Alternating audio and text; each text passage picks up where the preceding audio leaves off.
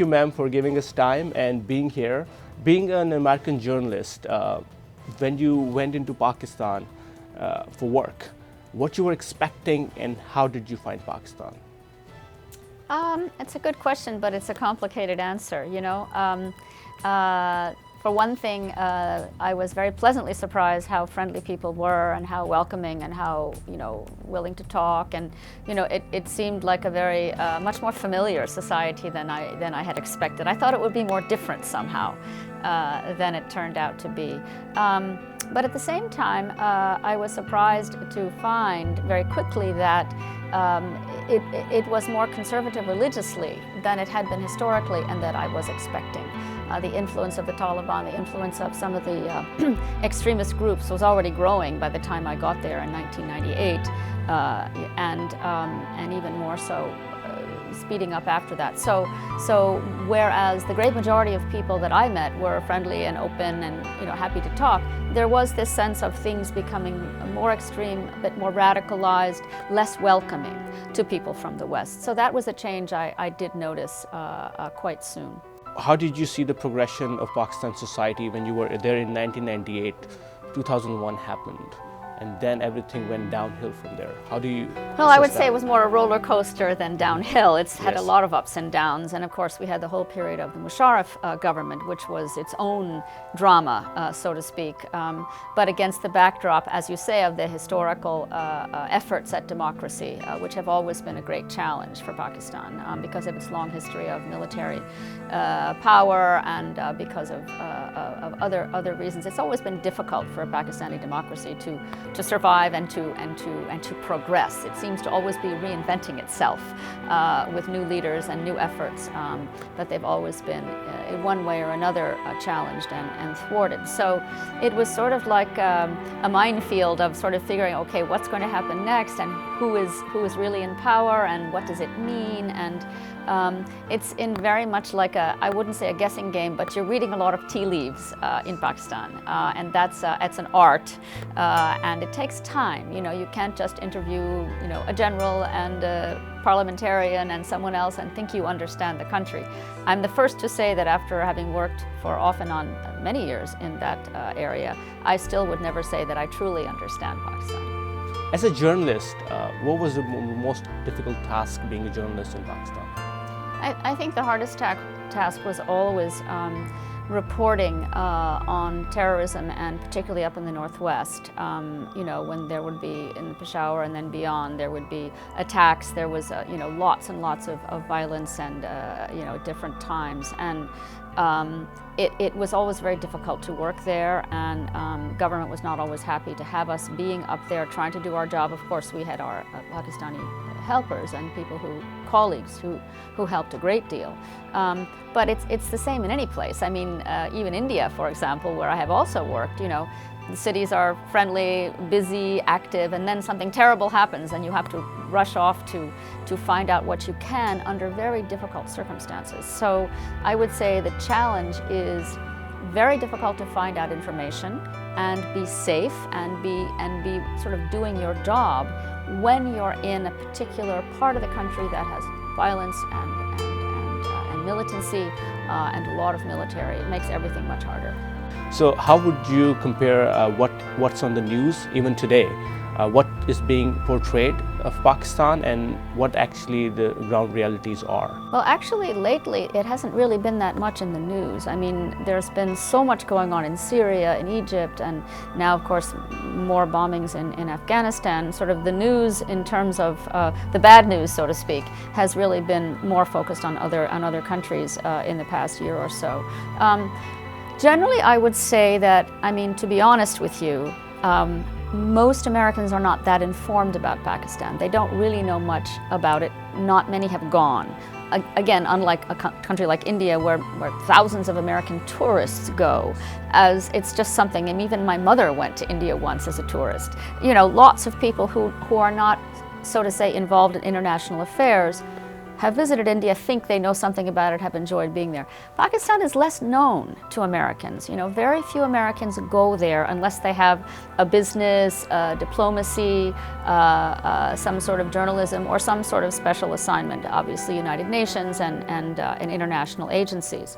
So it's a narrower audience, so to speak, so you have to do a lot more explaining to people. You have to keep reminding them of certain basic facts that they might not know. Yes, and so there are differences. When you go as a tourist, you go to the places. When you go as a journalist, you meet people. And how was your interaction with meeting with people, you know, citizens? And citizens not only from cities, but also from these remote areas where all this trouble was at that time and still is. How would you compare all that, and how would you describe this to your own interactions with people on different levels? That's difficult to say because it is a very wide spectrum. I mean, I would say that generally speaking, as I said earlier, you know, people are willing to talk to you. I find often that ordinary people appreciate the chance to express themselves, and especially if you're in some place where there's been some tragedy or some problem. Like I remember when I was working on my book, I went to parts of Sindh where there had been this terrible flooding, and met with people there, and just the stories poured out of people. You know, they were desperate to talk about what had happened to their families, to their animals, you know, to their homes, to their belongings. So sometimes the stories just pour out of people. Other times it's more difficult if they're nervous or worried, or something has happened and they're not confident to speak about it. That's more difficult. But generally speaking, you know, throughout all walks of life, I've rarely encountered what I would call hostility. I mean, I've been in a variety of situations where there were demonstrations going on, you know, down with Musharraf, or down with America, or down with this, or down with that. But I never felt personally threatened. I had difficult conversations with people, and there were times that it was better to leave, but I never felt personally threatened. And talking about your book, you spent a lot of time and you observed a lot, and then you penned it all down in Playing with the Fire. Mm-hmm. What inspired you, or what sort of made you to write that book? I guess I had two goals. One was to better explain Pakistan to outsiders. That was sort of the more superficial goal, because as I say, a lot of Westerners don't really know much about Pakistan, and so much has been in the news, as you say. I thought it was time to step back and just portray the society in a deeper way. My second reason was that I felt as if the Pakistan that I had come to know and appreciate was having difficulties and was beginning to lose some of its democratic spirit and some of its social fabric. I felt that, you know, the more you began to see the radicalization of various groups, and you saw them especially coming out with many of the madrasas that were not under really government control. You saw groups began to flourish not only in the Northwest but increasingly in Punjab as well, and it felt as if it was changing the society in ways that I thought was very important to write about. And I for example, I mean, I often say, people say that the death of Osama bin Laden was such a huge story. To me, the more important story was the killing of Salman Taseer, because I thought that said a lot more about the dangers that were threatening the civility and the fabric of Pakistani society. Here was a high-ranking governor who had been speaking out on behalf of a poor woman accused of blasphemy, and it was a controversial subject, and he was speaking out very openly, and you know, he was assassinated for that. And I thought that was a real watershed, and it was one of the things that that I found very disturbing, and I felt as if it was really becoming a threat to the very nature. I mean, my book, of course, I talk about Jinnah, I talk about his dream and his vision, and not me, so many Pakistanis are so worried about that being under threat. I didn't make it up. I wrote my book based on hundreds of interviews with the people of Pakistan. Talking about the stories that you have covered, stories that still are with you, and some stories that, like, you know, you will remember forever that you did in Pakistan. I guess one is a story and the other is just kind of an experience. I remember spending several days in some of the brick kilns, just with the workers and their families, and seeing how they lived and seeing what that work was, and really getting a sense of how trapped people are at the bottom of the economy. That really stayed with me. I mean, you know, it literally gets under your fingers, you know, when you come and you're all covered with red, you know, and you've been there and you really felt what it's like to be in that circumstance. I won't forget that. But the positive one was not a story. It was, again, when I was doing research for my book. One of my goals, my sort of personal goal in writing the book, was to get to as many Sufi shrines as I possibly could. And I went to quite a few. I didn't get to all of them, but I got to quite a few. And I was always, I always felt welcome there. I felt no problem. People didn't even look at you. They were busy doing their own thing. And I always felt... A woman like you know, a blonde hair and from America, walking in the shrine, it creates a scene that you did. No, I mean, anywhere really. else it would, like, people would turn their heads and but look who was walking, there. but not in shrines. Yeah, I would say not in shrines. I mean, it's also true you can go to parks and things like that. But in shrines, I always felt it sort of, everybody was just sort of tolerant, and it was peaceful, and it was the way things should be. And that's why that horrible attack at the Datta shrine was so awful, because I loved going to Datta Sahib. I loved going there. I did turn it off, but this happened anyway. It's okay, no problem. Didn't want to be turned off, sorry. Talking about the places that you've been to in Pakistan, where do you remember the most beautiful place, or where you met the most interesting people? I should not compare, but just a question, that's it. Yeah, that's hard to say, because again, as you say, I've been to so many places. My favorite city is Lahore. There's just no question about it. Why Lahore? I love the old city. I love old things. I love history. I'm a student of history. So everywhere I go, I want to know, okay, how did this start? What was here before? I love places that still you can see the history. So that's the main reason I love Lahore and love the old city, love the shrine. Always felt very welcome there. You know, as you know, it's a very cultured city, and people are quite outgoing, and a lot of people speak English, which is also a good thing. Of course, I always work with interpreters, but it's nice to be in a place where you feel like you can communicate easily with people, and you feel like they are perhaps a bit worldly and not isolated. You feel as if many people there have traveled, and you know, it feels like a place that was especially welcoming. And working in Afghanistan and working in Pakistan, how would you compare those two? Oh, well, journalistically? Yeah, Afghanistan is much more difficult because there's been so much more of the war and the violence there, and you know, things happen constantly. I mean, there was a period of time after Taliban fell in those first early years when things opened up and there was more freedom and there was more sense of security. But now, of course, again, that has gone, and now there's lots and lots of threat from Taliban, and some as well from ISIS. So it's, again, a real roller coaster. I mean, I was working there during Taliban time. That was also very difficult.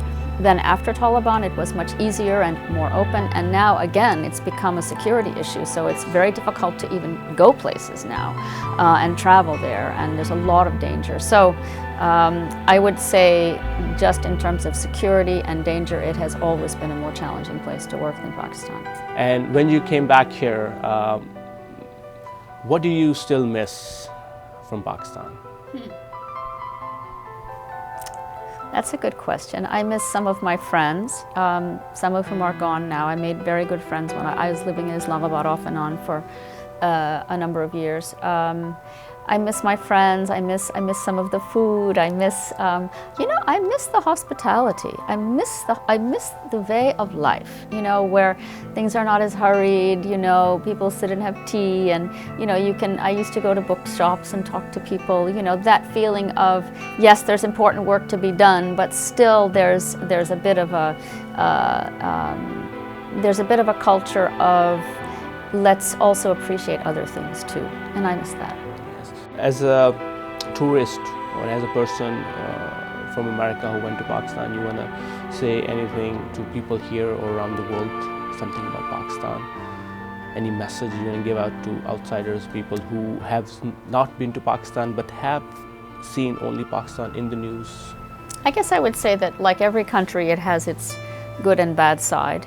Like every country, it has some places that you shouldn't go and some places that you may go and might enjoy. I think Pakistan is making an effort to increase tourism in mountain climbing and treks up in the north, and I'm sure there are people that would enjoy that if they're brave and sort of outdoorsy types. I think Pakistan, it's a very beautiful country in some parts. Some parts are very dry and sort of harsh. Other parts are just lovely and beautiful. And I wish that there could be more international exchange. I wish the relationship between Pakistan and the West, was better. I wish everybody could visit Kashmir, for example.